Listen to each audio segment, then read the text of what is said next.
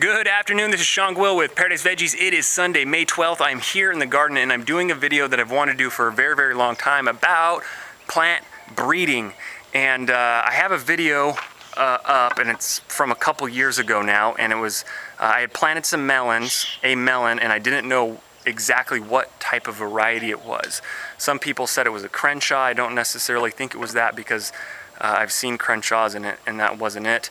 Other people were saying it was a cross-pollinated variety and that I needed to space my plants out, and I know that's not true because that's not how plants reproduce or cross-pollinate. Okay, so we have two types of melons here. We have a black crimson melon right there, and we have a Dixie Queen variety of melon right here. Okay, so with cucumbers, pumpkins, watermelon, and melons, all those plants have two types of flowers. They have a male flower and a female flower.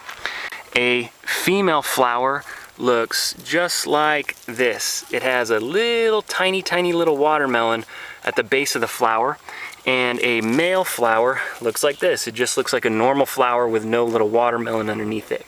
So a bee comes along, he lands in here, gets the pollen, and then he goes and he lands on the female flower and he pollinates the female flower. Okay, so what happens when you have a black crimson watermelon from a male flower cross-pollinate with a Dixie Queen female flower? What do you get? Well, wherever the female flower is, that is going to be the type of watermelon you get, no matter what it cross-pollinates with. Plants are always going to be breed true, and that's what always going to breed true. What that means is that a Dixie Queen watermelon is always going to give you a Dixie Queen watermelon plant.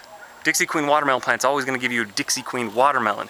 A Roma tomato plant is always going to give you a Roma tomato. Now, where does the cross-pollination happen? Well, the cross-pollination happens in the seeds of this Dixie Queen watermelon. So that watermelon would grow nice and big and juicy. You'd eat it, and the hybrid variety would be in the seeds of that plant. So you don't have to worry about spacing your hot peppers too close to your cool peppers, because your hot peppers won't be hot and your bell peppers will be. That's not how it works. What I just told you applies to tomatoes and peppers too, although tomatoes and peppers don't have a separate female and male flower.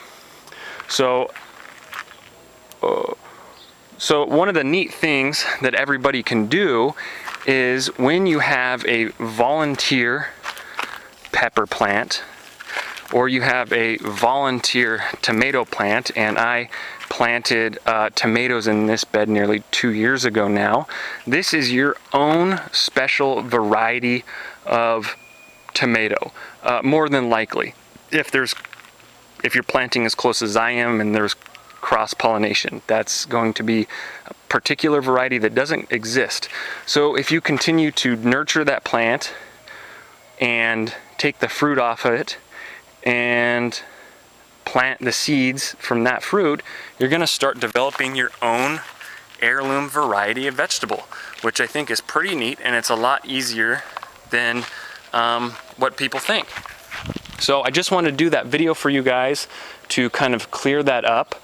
I hope that answered a lot of questions for some of you guys. So post, comment, subscribe. You guys have a wonderful day. Bye.